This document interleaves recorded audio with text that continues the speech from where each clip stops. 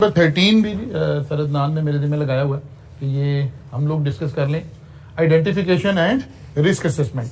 अगरचे रिस्क को आप लोगों ने जो न्यूमेरिकली रिस्क है वो आप लोगों ने उधर पढ़ा है सर वाले एरिया के अंदर, लेकिन रिस्क अभी पढ़ना है। हेजिंग अभी नहीं पढ़ा आपने टॉपिक? ओके, ये आपके उसमें लास्ट चैप्टर, ठीक हो गया। चलें हम उसको टच करते हुए आगे चलेंगे। तीन छोटी छोटी सी बातें इस चैप्टर के अंदर डिस्कस हो रही हैं, कोई बहुत ज्यादा लंबा चौड़ा मामला नहीं है। इस यहां से कॉन्सेप्ट बन के तो फिर आप वो जो लास्ट चैप्टर है न्यूमेरिकली रिस्क वहां पर कैलकुलेट कर रहे होंगे। लेकिन इस चैप्टर के अंदर रिस्क को इंट्रोड्यूस किया जा रहा है कि रिस्क है क्या। अगर हम आम जिंदगी में देखें तो हम रिस्क किसको कहते हैं?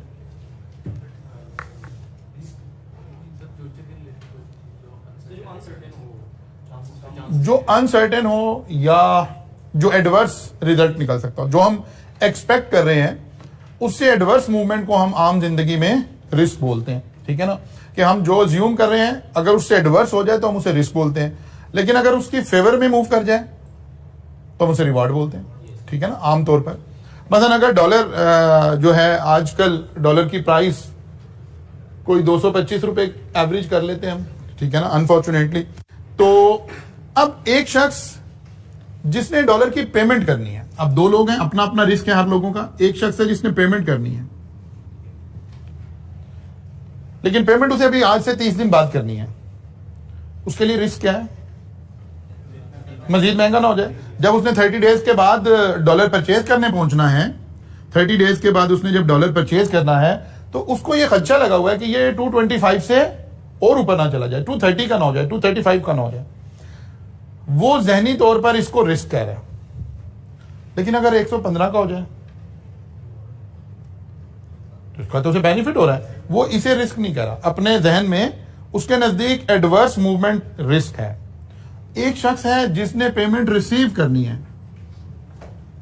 उसे $1000 आने हैं कहीं से और उसने कैश कराना है, वो रिस्क क्या कह रहा है? वो कह रहा है कि डॉलर की कीमत कम ना हो जाए। ठीक है ना, वो अगर अबव चली जाए तो उसके लिए ये रिस्क नहीं है, ऊपर जाने को वो रिस्क नहीं कर रहा, लेकिन डाउनवर्ड को वो रिस्क कर रहा है। यानी एक आम इंसान का जो बिहेवियर है वो ये है कि वो रिस्क एडवर्स मूवमेंट को रिस्क अज्यूम करता है।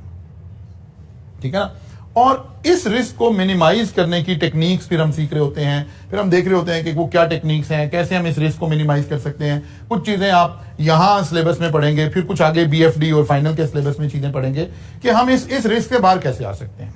ठीक है ना, लेकिन इस चैप्टर का मकसद इससे बाहर निकलने की टेक्निक सिखाना नहीं है, बल्कि रिस्क को समझना मकसद है कि हम रिस्क कहते किसको। तो चैप्टर हमें कह रहा है कि यार रिस्क को हम दो हिस्सों में बांट लेते हैं, one is pure risk and other is speculative risk. और वो कह रहा है कि risk exist whenever a future outcome और future event can not be predicted with certainty. एक तो है कि आपको विद सर्टेनिटी एक चीज पता है कि यही है, मतलब बहुत सारी दुनिया है, बहुत सारे ममालिक हैं जिन्होंने अपनी करेंसी का रेट जो है पैरिटी वो फिक्स रखी हुई है और वो चेंज नहीं हो रही है। ये भी आप फॉरेन करेंसी ट्रांजैक्शन जब आगे CA फाइनल में पढ़ेंगे तो वहां पढ़ेंगे कि हमारे पास 2-3 ऑप्शन हैं। एक ऑप्शन यही है हम डिमांड एंड सप्लाई के मुताबिक चलें। अगर हमारे मुल्क की हालात खराब हो रहे हैं, हमारा बैलेंस ऑफ ट्रेड डिस्टर्ब हो रहा है, पॉलिटिकल अनस्टेबिलिटी आ रही है, तो इसका मतलब है इकोनॉमी वीक हो रही है, और इकोनॉमी वीक हो रही है तो obviously it should be translated हो रहा है। सबसे बड़ा दुनिया की कोई भी इकोनॉमी इस सर्कमस्टांसिस पर एग्जिस्ट नहीं कर सकती फॉर 30 डेज 40 डेज 1 2 3 मंथ, कि जहां पॉलिटिकल अनसर्टेनिटी उस लेवल पर खड़ी हो जिस लेवल पर आज हम खड़े हुए हैं। यही नहीं पता कल क्या होना है, कौन हुक्मरान है, कौन हुक्मरान नहीं है, कहां खड़े हैं, कोई पता नहीं है। फिर आपकी जो मेन लाइन में लगे हुए लोग हैं, जो अपने आप को लीडर कह रहे हैं, जो कैंडिडेट हैं प्राइम मिनिस्टर के, या जो सिटिंग प्राइम मिनिस्टर खुद है, या जो 2-3 लोग एक्सपेक्टेड प्राइम मिनिस्टर हो सकते हैं, वो सब बड़े मतलब केयरलेस स्टेटमेंट्स दे रहे हैं। ये कह रहे हैं कि जी हम दुनिया के उन 4 मुल्कों में आ गए हैं जो किसी भी वक्त डिफॉल्ट कर सकते हैं। ये स्टेटमेंट्स देना ये आपकी फर्दर पॉलिटिकल अनरेस्ट क्रिएट कर रहा है, और ऑब्वियसली इससे फर्दर इकोनॉमी डिक्लाइन होती चली जाएगी। अब ये सारी बातें हमें बता रही हैं कि एक तो तरीका था हम इसको ओपन छोड़ दें, और एक तरीका अगर आपके पास रिजर्व्स हो या विल हो या आपको कहीं से डॉलर मिल जाए, आप कहें यार हम डॉलर को ऊपर नहीं जाने देंगे, पॉलिटिकल अनस्टेबिलिटी आ रही है, हम इसको लोकल फिनोमिना तस्वुर करेंगे, लेकिन जो हमारा फाइनेंशियल मसल है, हम स्टेट बैंक से डॉलर लेकर मार्केट में फ्लोट करेंगे और डॉलर को ऊपर नहीं जाने देंगे। ये तजर्बा हम 8 साल कर चुके हुए हैं। मुशर्रफ दौर में ऐसे ही था, डॉलर बिल्कुल 8 साल तक डॉलर जो है 58 रुपीज पर फिक्स रहा, फ्रीज रहा। आप यूएई में देखिए, आप सऊदी अरब में देखिए, डॉलर पिछले 20-20 साल से एक जगह पे खड़ा हुआ है। तो और ये आप किताबों में पढ़ेंगे कि हमारे पास ये सारी ऑप्शंस अवेलेबल हैं। तो अगर तो फिक्स है, फ्यूचर आउटकम प्रिडिक्ट किया जा सकता है, फिर तो रिस्क है ही नहीं। मतलब एक शख्स ने 1000 रुपया रिसीव करना था किसी से, वैसे ₹5 रिसीव करने थे 1 महीने के बाद, तो वो कोई रिस्क नहीं है, क्योंकि उसका फॉरेन करेंसी से लिंक नहीं है। वो 1000 रुपया उसने रिसीव करना है, ठीक है, वो 1000 रुपया उसके पास आ रहे हैं। लेकिन अगर फ्यूचर आउटकम आप विद सर्टेनिटी प्रिडिक्ट नहीं कर सकते, मतलब आपने कोई रॉ मटेरियल खरीदना है, उसकी प्राइस का नहीं पता है, कोई बिजनेस करना है, उसमें कितना रिटर्न आएगा उसका नहीं पता है, कोई भी ऐसी चीज जो जिसका आप फ्यूचर प्रिडिक्ट नहीं कर सकते, उस ट्रांजैक्शन के अंदर हम क्या कह रहे हैं कि रिस्क इन्वॉल्व हो गया। अब किताब हमें ये बताना चाह रही है कि there are 2 type of risk, one is called pure risk and other is called speculative risk. Pure risk किसको कह रहे हैं? Pure risk also called downside risk is a risk where there is a possibility that an adverse event might occur. Event might turn out to be worse than expected, but they cannot be better than expected. वो कह रहा है कि यार हम pure risk उसको कह रहे हैं कि एक ऐसा सर्कमस्टांसेस जहां पे एडवर्स इवेंट होने की तो तवक्को है, लेकिन बेटर इवेंट नहीं होगा। ठीक है ना, बेटर इवेंट नहीं होगा, बल्कि या तो होगा तो एडवर्स होगा या बस हालात ऐसे ही रहेंगे, इससे बेहतरी नहीं आएगी। यानी असल में तो रिस्क, जब हम निचले वाले रिस्क को पढ़ेंगे तो रिस्क की 2 साइड है। एक रिस्क की डाउन साइड है जो हमें बुरा लग रहा है, और एक उसकी अप साइड है जिसको हम रिटर्न बोल देते हैं। एक्चुअली तो रिस्क इन दोनों के कॉम्बिनेशन का नाम है। यार डॉलर ऊपर भी जा सकता है, नीचे भी आ सकता है। तो ऊपर चला गया तो मुझे अब देखना पड़ेगा मैं कौन हूं, इधर खड़ा हूं या इधर खड़ा हूं। तो मुझे फायदा भी हो सकता है, मुझे नुकसान भी हो सकता है। मैंने एक लोन लिया बैंक से, और बैंक के साथ मैंने इंटरेस्ट रेट फिक्स नहीं किया। बैंक आपको 2 ऑप्शन देता है ना। एक बैंक कहता है कि यार रिस्क आपने लेना है कि मैंने लेना है। कहता जी आपने लेना है। कहता ओके, मैं आपको इंटरेस्ट रेट चार्ज करूंगा, लेट्स अज्यूम 15% फॉर 3 ईयर्स। अगले 3 साल आपका इंटरेस्ट रेट 15% ही रहेगा। अब इस ट्रांजेक्शन में कोई रिस्क इन्वॉल्व नहीं है, ये रिस्क फ्री ट्रांजेक्शन होगी। आपने और बैंक ने आपस में टर्म्स अपनी तय कर ली है। अब स्टेट बैंक इंटरेस्ट रेट बढ़ाए या कम करे, ना आपको कोई फायदा होने वाला ना नुकसान होने वाला। लेकिन एक है, आपने कहा कि नहीं यार काइबोर प्लस 2%। काइबोर वो रेट है जो स्टेट बैंक डिसाइड करता है।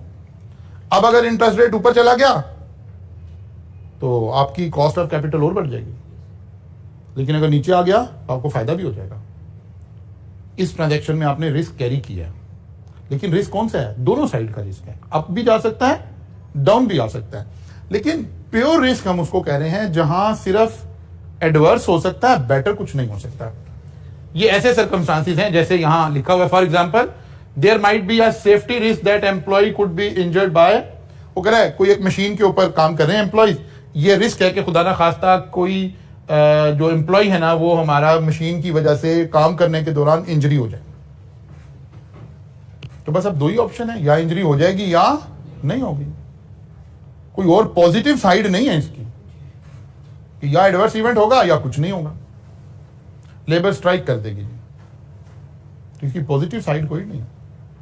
या लेबर स्ट्राइक कर देगी या नहीं करेगी, इसकी पॉजिटिव साइड कोई नहीं है। हम रिस्क ही कैरी कर रहे हैं, रिवॉर्ड कोई नहीं है।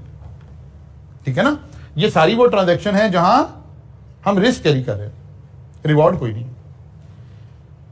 इसको टर्म यूज की हमने प्योर रिस्क। एक ऐसा रिस्क जब हम एट रिस्क हैं, रिवॉर्ड कोई नहीं होने वाला। रिवॉर्ड क्या है? बस इवेंट नहीं होगा। हम सोच रहे हैं खुदा ना खास्ता हमारा ऑपरेशन बड़ा रिस्की है, हमने सेफ्टी मेजर्स लिए हुए हैं, लेकिन फिर भी ये खतरा है कि खुदा ना खास्ता कोई एम्प्लॉय इंजर हो गया तो हमें एम्प्लॉयज के रूल्स रेगुलेशंस की वजह से एक अमाउंट पे करनी पड़ जाएगी। तो हमने सारे मेजर्स लिए हुए हैं। रिस्क क्या है? कोई एम्प्लॉय इंजरी ना हो जाए। लेकिन क्या इसका कोई फायदा भी हो सकता है? जैसे डॉलर की तरह की, डॉलर नीचे भी आ सकता है तो ऊपर भी जा सकता है, नहीं ऊपर जाने वाली कोई बात नहीं। इस रिस्क को हम क्या कह रहे हैं? Pure risk. फिर हम स्पेकुलेटिव रिस्क, ये नाम, या 2 वे रिस्क, ये 2 वे रिस्क इसका जो नाम है ये सही एक्सप्लोर कर रहा है इस बात को, क्योंकि स्पेकुलेटिव तो एक खास तरह के हम बिजनेस को भी कहते हैं ना। लेकिन स्पेकुलेटिव बिजनेस का रिस्क का मतलब यह है कि यह रिस्क दो साइड पर जा सकता है। हो सकता है आपको फायदा भी हो जाए, ठीक है ना, हो सकता है आपको फायदा भी हो जाए, हो सकता है नुकसान हो जाए। वही काइबोर के साथ लिंक करके फाइनेंसिंग करवाई है हमने, तो एक फायदा क्या हो सकता है, अगर इंटरेस्ट रेट नीचे आ गया तो हम बेनिफिट में चले जाएंगे, और अगर इंटरेस्ट रेट ऊपर चला गया तो नुकसान में चले जाएंगे। अब हम कह रहे होंगे अच्छा यार एक रिस्क लिया था, ठीक है भाई, ऐसे ही होता है। डॉलर की एक पेमेंट आ रही है, एक तो है हम इस ट्रांजैक्शन से रिस्क एलिमिनेट कर दें, उसके मेजर्स आप पढ़ेंगे आगे अगले चैप्टर्स में चल के। यार मुझे पैसे आने हैं लेकिन मैं इतना बड़ा रिस्क नहीं ले सकता कि उस वक्त डॉलर की कीमत क्या होगी, अगर पता चला डॉलर 180 पर वापस आ गया तो मुझे तो नुकसान हो जाएगा।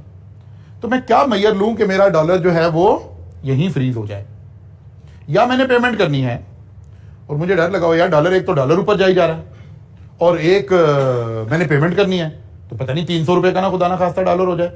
अब इस रिस्क को या मैं कैरी कर लूं या मैं इलिमिनेट कर लूं।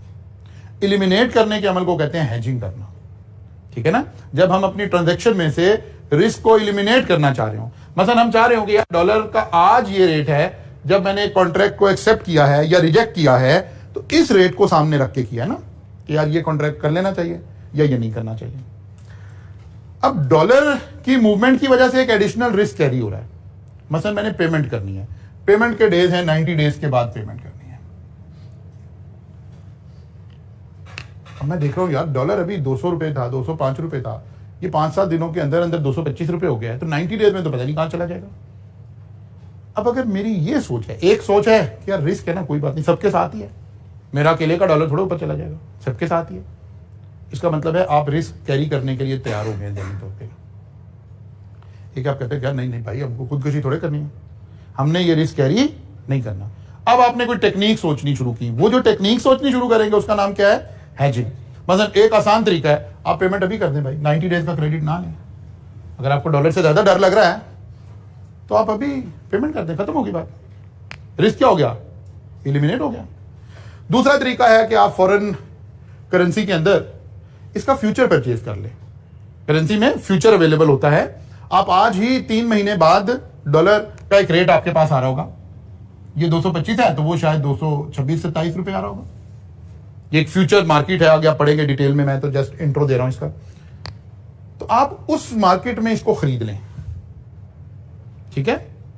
और जब एक्चुअल डॉलर देने की बात आए, अब अगर डॉलर बढ़ के खुदा ना खास्ता 300 रुपए का ही हो गया लेट्स से, तो आपने इस मार्केट में डॉलर 227 रुपए का खरीदा था, ये भी तो बढ़कर 300 का हो गया, इसको बेचेंगे, पैसे आएंगे, उस दिन स्पॉट पर जाकर 300 का डॉलर खरीद लेंगे, पेमेंट कर देंगे।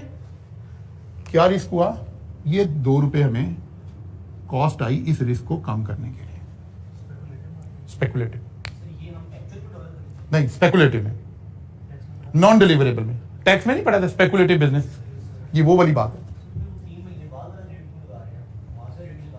नहीं नहीं नहीं, फ्यूचर, इसको हम कहते हैं फ्यूचर परचेज करना, ठीक है ना। फॉरवर्ड मार्केट में आपने मैच की ना बात, ये बड़ी डिटेल में आप चैप्टर पढ़ेंगे कभी जाकर। आपने पेमेंट कब करनी है, 90 डेज बाद। फ्यूचर मार्केट में ऐसे ही डॉलर अवेलेबल है, 30 डेज बाद वाला डॉलर, 45 डेज वाला डॉलर, 60 डेज वाला डॉलर, 90 डेज वाला डॉलर, 180 डेज, ऐसे फ्यूचर में अवेलेबल। आज वाला भी अवेलेबल है। आज वाला तो खरीदेंगे तो कौन सा खरीदेंगे, कौन सा खरीदेंगे, यानी डॉलर घर ले आएंगे, नहीं, अकाउंट में फ्यूचर मार्केट चलती है ना। एक है स्पॉट, इसको बोलते हैं स्पॉट मार्केट, एक है स्पॉट में खरीदें। स्पॉट में खरीदेंगे तो पैसे अभी देने पड़ेंगे, अगर पैसे ही हैं फिर तो वो जो मैंने पहले वाली बात की कि उसको आज ही डॉलर दे दें भाई, खत्म होगी बात, फिर तो फ्यूचर मार्केट की हेल्प लेने की जरूरत है ही नहीं है। पैसे अभी नहीं है मेरे पास, क्योंकि मैंने क्रेडिट पे माल क्यों लिया होगा, पैसे नहीं होंगे। ये सारी मार्केट क्रेडिट पर ही चल रही है। ये हेजिंग की टेक्निक्स हैं, ये पढ़ी लिखी दुनिया का जुआ खेलने की मार्केट्स हैं, ठीक है ना। यहां पर आपने खरीद लिया, इस तरह से आपने हेजिंग कर ली।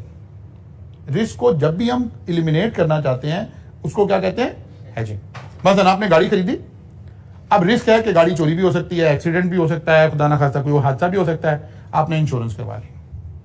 अब आप एक इंश्योरेंस का एक प्रीमियम पे कर रहे हैं, गाड़ी की कॉस्ट का कोई 2-2.5% साल का, लेकिन आपकी हेजिंग हो गई है, खुदा ना खास्ता गाड़ी चोरी हो गई तो आपको नई गाड़ी मिलेगी। गाड़ी का कोई मेजर एक्सीडेंट हो गया तो major cost insurance company bear करेगी। तो इसी तरह से हम किसी भी रिस्क की हैजिंग करने का सोच लेते हैं, ठीक है ना, रिस्क को मिनिमाइज करने के लिए। वो कह रहा है, किताब ये कह रही है आपको कि देयर आर रिस्क, जो दो तरफ रिस्क है, यानी प्रॉफिट भी हो सकता है, लॉस भी हो सकता है। आपने आज शेयर मार्केट में गए, आपने कहा जी रोज मार्केट गिर रही है 1,000 पॉइंट, आपने कहा सर यही तो बेस्ट टाइम होता है मार्केट में परचेजिंग करने का। यस, बिल्कुल ऐसे ही है। आप गए, आपने निशात मिल लिमिटेड के शेयर खरीद लिए, फर्ज कर लें आज शेयर की कीमत है 250 रुपए, तो क्या रिस्क कैरी कर रहे हैं? मार्केट और नीचे भी जा सकती है, मार्केट इससे ऊपर भी जा सकती है, दोनों रिस्क हैं। इसका मतलब है स्पेकुलेटिव रिस्क है। आपने गोल्ड परचेज कर लिया, गोल्ड की प्राइस नीचे भी जा सकती है, गोल्ड की प्राइस ऊपर भी जा सकती है, इसका मतलब है कौन सा रिस्क है? स्पेकुलेटिव रिस्क है, दो तरफ का रिस्क है। जब दो तरफ का रिस्क हो तो हम जो इन्वेस्टर होते हैं ना, हम उसका सबसे पहले मेजर करते हैं कि इसका रिस्क एपेटाइज क्या है, ये कितना रिस्क ले सकता है, इसके रिस्क को बियर करने की कैपेसिटी कितनी है, ठीक है, और इसका एटीट्यूड टुवर्ड रिस्क क्या है। मतलब वो आप पढ़ेंगे कि तीन तरह के लोग हैं। एक तरह के इन्वेस्टर को हम कहते हैं रिस्क सीकर है, और एक को हम कहते हैं रिस्क एवर्स है, और एक को कहते हैं रिस्क न्यूट्रल है। जो रिस्क सीकर लोग हैं ना, जब उन्हें कहते हैं ना इस ट्रांजैक्शन में बहुत रिस्क है, वो कहते हैं अच्छा ये मुझे बताओ कौन सी ट्रांजैक्शन है, बिकॉज दे बिलीव कि रिस्क लेना चाहिए, अगर लॉस ज्यादा हो सकता है तो गेन भी ज्यादा हो सकता है, तो ये फौरी तौर पर हाई रिस्क हाई रिटर्न पर बिलीव करते हैं। और जो रिस्क एवर्स लोग हैं वो कहते हैं अच्छा इसमें तो सारा पैसा डूब सकता है, कहते हैं पागल है हम यहाँ पैसे लगाएंगे, वो फौरन उस ट्रांजैक्शन से पीछे हट जाते हैं, वो उस ट्रांजैक्शन में इन्वॉल्व नहीं होते। अब सबसे पहले जब हम इस सारे को भी रीड करते हैं तो हमें टॉपिक ये समझाने की कोशिश कर रहा है कि जब रिस्क आया ना सामने, तो सबसे पहले तो आपने देखना है कि आपका एटीट्यूड टुवर्ड रिस्क है क्या। आप रिस्क सीकर हैं या रिस्क एवर्स हैं। अगर रिस्क एवर्स हैं तो इस ट्रांजैक्शन से वैसे ही क्या कर लें, बाहर आ जाए, ठीक है ना। और अगर रिस्क सीकर हैं तो फिर मेजर करें आपने कितना रिस्क लेना है, कैलकुलेट करें आप क्या रिस्क लेना चाहते हैं। मसलन आपने निशात मिल लिमिटेड का शेयर परचेज किया 250 रुपए का, तो आप कैलकुलेटेड रिस्क लें, ठीक है, कैलकुलेटेड रिस्क लें। पहले डिफाइन कर लें कितना रिस्क लेना चाहते हैं। मसलन अब रिस्क इस ये 250 प्राइस है, अब रिस्क क्या है, यहां से कीमत ऊपर भी जा सकती है और नीचे भी आ सकती है। कैलकुलेटेड रिस्क का मतलब है डिफाइन करें कि अगर ऊपर प्राइस जा रही है तो आपने कहां तक रिस्क लेना है, क्योंकि हर लम्हे ये रिस्क मौजूद है। मतलब आपने शेयर परचेज किया, वो 251 का हो गया, फिर 252 का हो गया, फिर 257 का हो गया, लेकिन हर वक्त ये रिस्क है कि यहीं से शेयर वापस ना हो जाए। कैलकुलेटेड ये है डिफाइन करें कि जब मैंने 250 का शेयर खरीदा है तो मैंने कितना रिस्क लेना है, अपसाइड पर कितना रिस्क लेना है। वो कहते हैं यार इस शेयर को खरीदने का मकसद था, मैं इसमें से 10% रिटर्न कमाना चाह रहा था, ठीक है, 10% का मतलब क्या हुआ, 25 रुपीज। इसका मतलब है जैसे ये शेयर 275 का होगा तो मेरा कैलकुलेटेड रिस्क कह रहा है कि अब इससे ऊपर शेयर की प्राइस जाने का रिस्क भी मैंने नहीं लेना, बल्कि मैंने इस शेयर को यहां सेल कर देना। हालांकि गेन आ रहा है, लेकिन रिस्क की दो साइड, ये पॉजिटिव वाला, ये नेगेटिव वाला। फिर आपने कहा एक पॉलिसी बनाओ, डाउनवर्ड हमने क्या सोचना है। हो सकता है बराबर सोच रहे हो, जरूरी नहीं है बराबर सोच रहे हो। वो कहता है यार देखो 250 का हमने लिया है, अगर शेयर की कीमत 240 रुपए हो गई ना, तो फिर हमने लोगों की बातों में नहीं आना कि जी अभी कीमत ठीक हो जाएगी, बस 2-3 दिन में हालात ठीक हो रहे, नहीं, आपने इसको सेल कर देना। बस हम 10 रुपए का रिस्क लेना चाह रहे हैं। मसलन आपने ये सारी ट्रांजैक्शन सुनी और आपने कहा सर कह रहे थे कि स्टॉक में इन्वेस्टमेंट करनी चाहिए, तो मेरे पास 2.5 लाख रुपया है, मैं निशात मिल के 1000 शेयर खरीद लेता हूं। साथ ही बताने वाले ने बताया कि यार देखो आप ये जो इक्विटी मार्केट है ना, ये बड़ी रिस्की मार्केट है, आप अपना रिस्क डिफाइन करके चलोगे। आप पहले देखो अपवर्ड साइज पे कितना रिस्क लेना है आपने, क्योंकि जैसे ये 251 का हुआ तो ये रिस्क है कि जो 1 रुपया कमाया वापस भी जा सकता है। कितना रिस्क लेना है आपने। वो कहते हैं यार मैं 25 रुपए का रिस्क ले रहा हूं। और अगर 250 से नीचे आना शुरू हो गया, 249 हो गया, 248 हो गया, तो कितना रिस्क लेना है। कहते 10 रुपए तक मैं सोचूंगा, इवन आपकी स्टॉक एक्सचेंज का सॉफ्टवेयर आपको अलाउ करता है, इसे स्टॉप लॉस कहते हैं। वो कहते हैं स्टॉप लॉस लगा दो। स्टॉप लॉस क्या है? रिस्क को क्वांटिफाई करने का नाम है। शेयर खरीदते वक्त ही आप वेल डिफाइंड थे, आपने 2.5 लाख रुपए के शेयर खरीदे, साथ ही सॉफ्टवेयर में फीड किया कि यार जब 275 का शेयर हो जाए ना तो मेरे से ना पूछना, बेच देना। आज ही सेल का ऑर्डर लगा दिया। साथ ही आपने कहा कि अगर 240 का हो गया ना तो सेल कर देना, फिर भी मेरे से ना पूछना, बिकॉज उस वक्त मैं तो मार्केट सेंटिमेंट्स से खेल रहा हूंगा, मेरी उस वक्त की डिसीजन मेकिंग गलत हो सकती है। मैंने आज बैठ के इन्वेस्टमेंट के टाइम पे डिसाइड किया कि मैंने रिस्क लेना कितना है, रिस्क को क्वांटिफाई किया। इस इन्वेस्टमेंट से मैं 25,000 रुपया कमाना चाहता था, टारगेट मेरा ये था, और इस इन्वेस्टमेंट में अगर लॉस होता है तो मैं 10,000 का लॉस करना चाहता हूं। इससे बड़ा रिस्क मैं लेना नहीं चाहता, क्योंकि अदरवाइज ये ट्रांजैक्शन यहां से बढ़ते बढ़ते यहां तक भी जा सकती है और नीचे आते आते मेरी अमाउंट जीरो भी हो सकती है। क्या मैं 2.5 लाख पूरे का रिस्क लेना चाहता हूं? अब आपने अपने फाइनेंशियल हालात देखने हैं, आपने अपनी कंपनी की पॉलिसी देखनी है, आपने डिसाइड करना है कि आप कहां खड़े हैं। इस चीज का नाम है कि रिस्क को क्वांटिफाई कर लें, ठीक है ना। ये जो सारी कहानी हमने सुनी है, इसका मतलब क्या है कि रिस्क को क्वांटिफाई कर लें और कैलकुलेटेड रिस्क लेना सीखें। अच्छा जी, an investment in share is exposed to a speculative risk because the market price of the share might go up or down. Investor will gain if price goes up or suffer a loss if price goes down.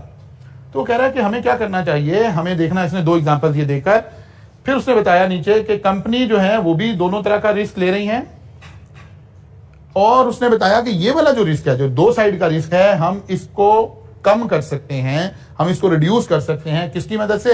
अपने risk का portfolio बना के हम decide करें हमने कितना risk लेना है। और इसी को वो कह रहा है कि इसका दूसरा नाम क्या है, ऑपरेशनल रिस्क भी है, या स्ट्रेटेजिक रिस्क भी इसी को हम कहेंगे। 3 नाम इसने इसको एलोकेट कर दिए। बिजनेस रिस्क भी इसी को हम कहते हैं।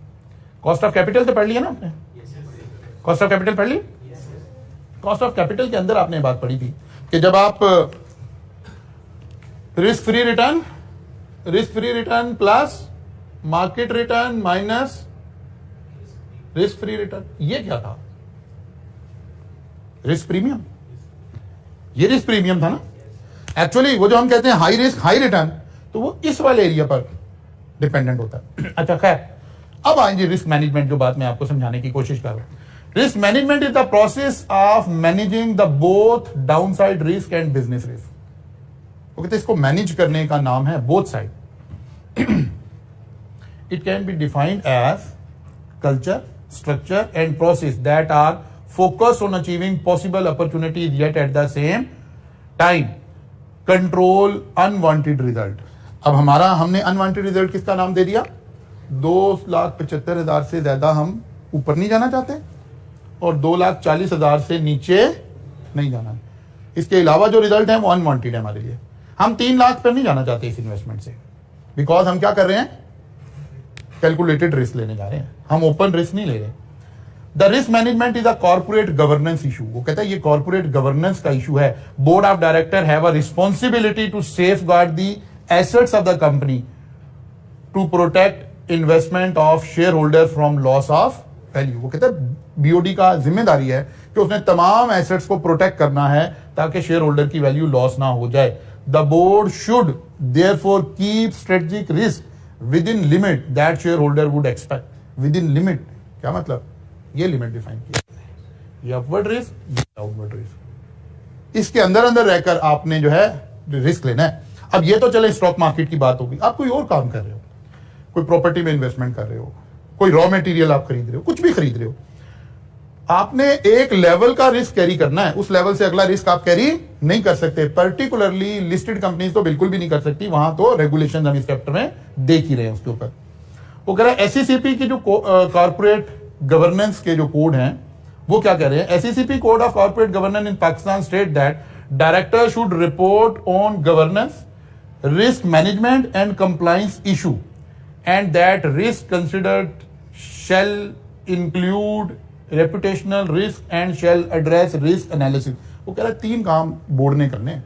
अब किसी लिस्टेड कंपनी की उठाइए बैलेंस शीट, फाइनेंशियल स्टेटमेंट 2021 के मिल जाएंगे आपको, वहां एक डायरेक्टर रिपोर्ट लिखी होती है शुरू में, उसको पढ़े। उसके अंदर ये 3 इशू डिस्कस हो रहे होंगे। क्या जी? Director should report on governance, के कॉर्पोरेट गवर्नेंस की कौन कौन सी चीजों को हम अप्लाई कर रहे हैं। रिस्क मैनेजमेंट, हमने रिस्क को कैसे मैनेज किया है। पर्टिकुलरली 2021 की जो रिपोर्ट्स हैं आपको बड़ी अच्छी नजर आएंगी इस हवाले से, क्योंकि 2021 में रिस्क जो था ड्यू टू कोविड बेताशा रिस्क मार्केट में मौजूद था, तो आपको बड़ी अच्छी रिपोर्ट्स पढ़ने को मिलेंगी कि रिस्क कैसे मैनेज हुआ और किस तरह से हमने चीजों को लेकर चले। ये हमारी कॉर्पोरेट लॉ की रिक्वायरमेंट है, एसईसीपी की रिक्वायरमेंट है, यानी कंपनी लॉ की रिक्वायरमेंट है। Board is responsible for defining the companies risk policy. क्या रिस्क पॉलिसी? हम कितना रिस्क लेते हैं। रिस्क एपिटाइट, हम कितना रिस्क बर्दाश्त कर सकते हैं। रिस्क एपिटाइट का मतलब है कि आपकी लॉस उठाने की कैपेसिटी कितनी है।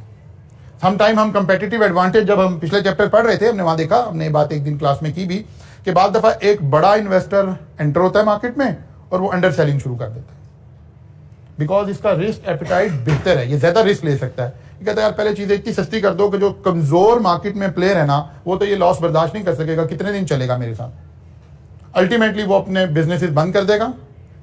इन सारों के बिजनेस बंद करवाने के बाद फिर मैं थोड़े अरसे के बाद ग्रेजुअली अपनी प्राइसेस बढ़ाना शुरू करूंगा और वहां से बेनिफिट उठाऊंगा। ये ऐसा कर सकता है बिकॉज ये ज्यादा रिस्क बियर करने की पोजीशन में है, लेकिन कोई दूसरा शख्स ऐसा नहीं कर सकता। तो ये इसको हम कह रहे हैं कि कंपनी ने, बोर्ड ऑफ डायरेक्टर की जिम्मेदारी है कि वो पहले रिस्क की पॉलिसी डिफाइन करें, फिर रिस्क का मैग्नीट्यूड डिफाइन करें, and risk limit as well as ensuring that there are integrated into the day to day operation of the company and business. वो कह रहा है कि ये सारी बातें जो है वो आपकी रोजाना के बिजनेस के अंदर इंटीग्रेट हो चुकी हुई हो, यानी कंपनी में सब लोगों को पता हो कि हम कितना रिस्क लेते हैं। जो हमारे बाइंग वाले लोग हैं, जो हमारे सेलिंग वाले लोग हैं, जो हमारा इन्वेस्टमेंट एडवाइजर है, उन सब लोगों को पता हो कि हमारी कंपनी की पॉलिसी क्या है, हम कितना रिस्क लेने की पोजीशन में हैं। मतलब एक बात आमतौर पर कही जाती है, जो आम आदमी है ना, वो हमेशा जो बुनियादी उसूल होता है ना, उससे रिवर्स खेल रहा होता है। मतलब आजकल आप रोजाना खबरें क्या सुन रहे हैं? डॉलर बढ़ रहा है, डॉलर बढ़ रहा है, डॉलर बढ़ रहा है। आप जरा कोई करेंसी का डीलर आपका वाकिफ हो तो उससे पूछो यार आज 225 का डॉलर है, मुझे मिल जाएगा? तो कहता नहीं सर डॉलर तो अवेलेबल ही नहीं है। क्या मतलब? कहता सर लाइनें लगी हुई है, लोग खरीदार फिर रहे हैं, डॉलर मार्केट में है ही नहीं, इसीलिए तो बढ़ी जा रहा है। यानी एक आम आवाम जिसने शायद जिंदगी में कभी डॉलर का नोट, करेंसी नोट देखा भी नहीं था, वो भी डॉलर खरीदने के लिए निकला हुआ है। और डॉलर के ऊपर further pressure, psychological barrier create हो रहे हैं। यानी डॉलर वो खरीदे जिसने या तो कोई बड़ा आदमी है जिसने कोई डॉलर में इन्वेस्टमेंट करनी है, या वो खरीदे जिसने कोई डॉलर में पेमेंट करनी है। नहीं, एक आम आदमी होकर यार मेरे पास 2 लाख रुपए पड़े थे, मैंने सोचा डॉलर खरीद के रख लेता हूं, डॉलर बढ़ी जा रहा है। तो डॉलर तो अवेलेबल नहीं है मार्केट में, आप जाएंगे तो अब डॉलर बढ़ी जा रहा है, बढ़ी जा रहा है, बढ़ी जा रहा है, रिस्क और आई जा रहा है, आई जा रहा है, आई जा रहा है। तो कह रहे कि नहीं, आपने, कंपनी ने डिफाइन करना है। अच्छा, आजकल आप दूसरी तरफ देखें, डॉलर के मुकाबले में जरा दूसरी तरफ चले जाएं, स्टॉक मार्केट। आप रोज सुन रहे हैं जी 1000 पॉइंट गिर गई है, आज इतनी मंदी हो गई, इतने अरब का नुकसान हो गया। लोग शेयर बेच रहे हैं इस वक्त, इस खौफ से कि ये और गिर जाएंगे। अब असल उसूल क्या है? जो लोग रिस्क को समझते हैं, असल उसूल क्या है? ये टाइम है स्टॉक मार्केट में इन्वेस्ट करने का, और ये टाइम है डॉलर बेचने का। लेकिन आम आदमी ये काम नहीं कर सकता। जो चीज अपनी मैक्सिमम पे खड़ी है वहां बाय चाहिए कि सेल करनी चाहिए? वहां तो सेल करनी चाहिए। लेकिन ह्यूमन बिहेवियर क्या है? वो जब चीज बढ़ रही होती है तो समझ रहे होते हैं इससे और ऊपर चली जाएगी। वो सोच रहे हैं कि डॉलर अब 250 का हो जाएगा, फिर जब 250 का हो जाएगा फिर वो सोचेंगे 300 का हो जाएगा। चले, डॉलर तो क्योंकि हमारी इकोनॉमी के साथ है तो अनफॉर्चुनेटली बढ़ता ही चला जाता है, नीचे आने का जरा कम ही रिवाज है हमारे मुल्क में। लेकिन शेयर प्राइसेस ऊपर भी जाती है, नीचे भी आ जाती है, फिर ऊपर चली जाती है, फिर नीचे आ जाती है। This is the best time कि आप इन्वेस्टमेंट करें इक्विटीज के अंदर, लेकिन ऐसा हो नहीं रहा। तो जो समझदार लोग होते हैं ना, वो इस टाइम पर इन्वेस्टमेंट कर रहे होते हैं। जब प्रॉपर्टी की प्राइसेस गिरी हुई हैं उस वक्त प्लॉट बेचना चाहिए कि खरीदना चाहिए? खरीदना चाहिए, लेकिन उस वक्त कोई खरीदार नहीं होगा। आप मार्केट में जाएं, अभी और 15-20 मिनट के बाद मार्केट खुल जाएगी तो आप देखेंगे खरीदार नहीं है, कीमतें गिरी इसीलिए रही हैं। मुझे शेयर बेचना है और कोई खरीदार नहीं है, तो मैं कहता हूं अच्छा 250 का ही बेच दो। कहता सर 250 का भी कोई नहीं है। कहते 245 पे बेच दो भाई, ऐसे कीमत नीचे आई जा रही है, आई जा रही है। तो कहते हैं कि कंपनी डिफाइन करे कि हमने कैसे रिस्क लेना है।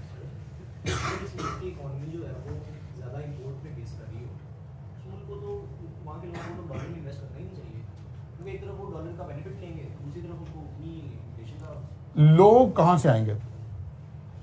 कौम तो बनाई नहीं है ना, कौमी सोच तो कहीं एग्जिस्ट नहीं करती।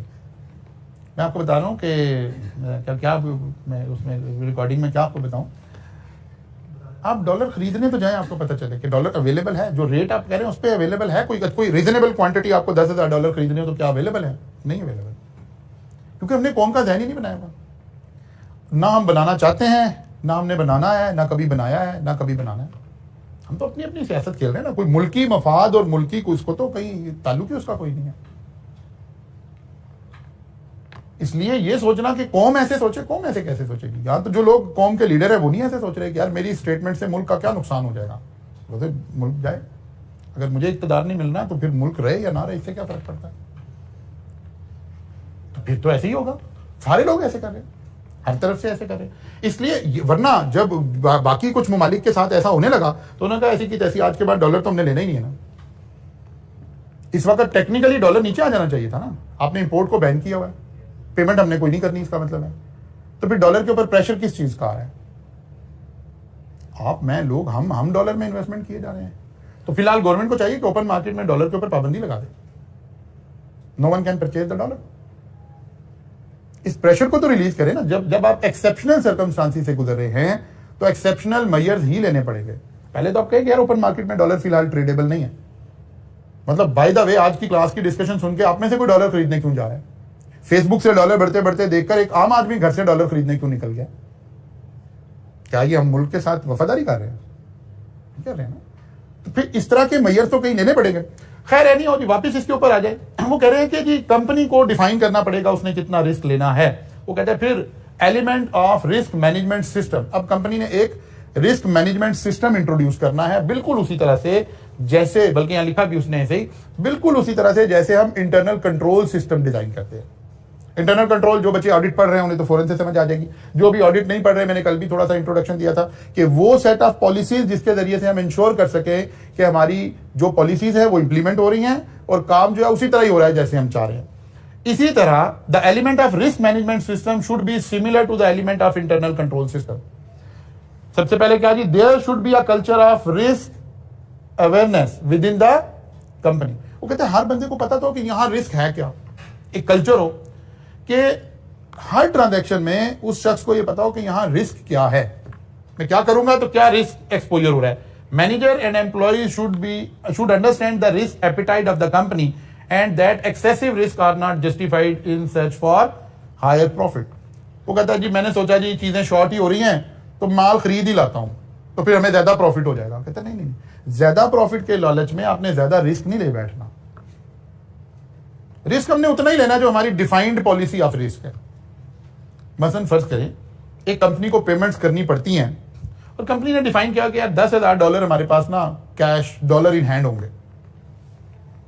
एक मैनेजर कह रहा है कि यार मैंने सोचा कि क्योंकि डॉलर महंगा हो रहा है तो मैं 10,000 की बजाय 50,000 डॉलर खरीद लाया।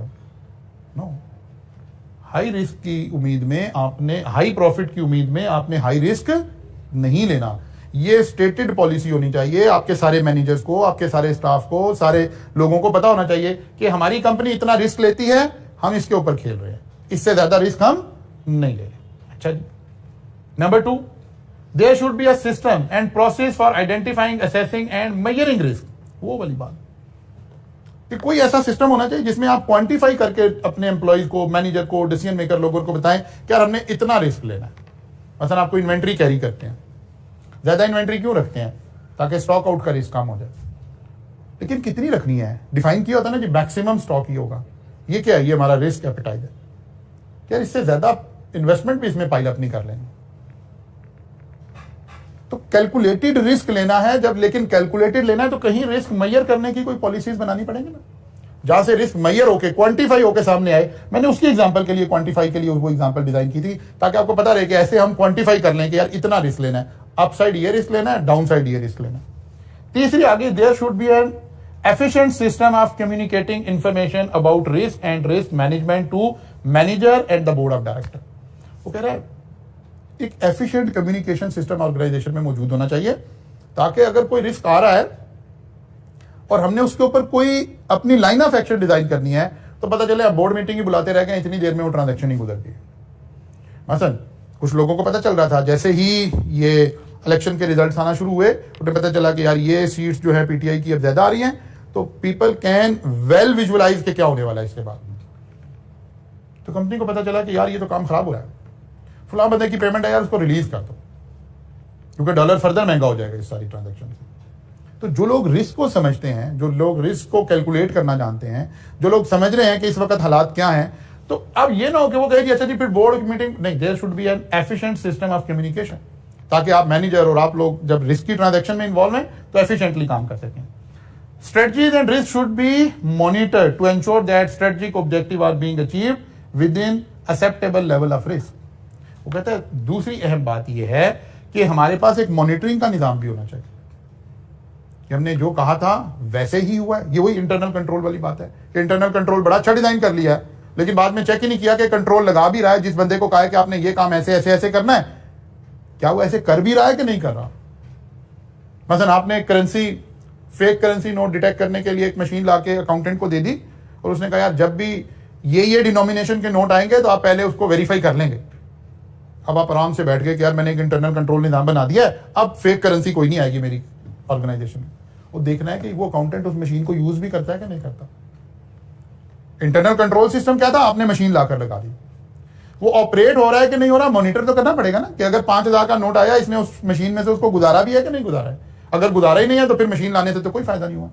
ऐसे ही आपने रिस्क को आइडेंटिफाई कर लिया, क्वांटिफाई कर लिया, पॉलिसी बना ली, इसको मॉनिटर भी तो करना पड़ेगा कि उन गाइडलाइन के दरमियान में सारा काम हो रहा है या उनके बगैर ही सारा काम हुए जा रहा है। तो ये 4 पॉइंट हमारे पास आ गए जहां हम रिस्क को क्या कर रहे होंगे, उसकी एक पॉलिसी बना रहे होंगे ताकि हम कैलकुलेटेड रिस्क ले सक रहे हों।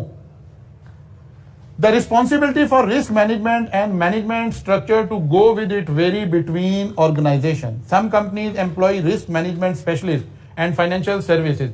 There is a regulatory requirement in many countries for bank and office. वो कह रहा है कि ये जो काम हम आपको बता रहे हैं ना, ये डिपेंड कर देगा कि आप कौन सी ऑर्गेनाइजेशन है। अगर आप एक बड़ी ऑर्गेनाइजेशन है तो सम टाइम आप रिस्क को असेस करने के लिए एम्प्लॉइज हायर करेंगे, CFAs हायर करेंगे या एक्चुरियल साइंसेज वाले लोग हायर करेंगे। उन लोगों का काम है ज्यादा रिस्क को पढ़ना और रिस्क को लेकर चलना।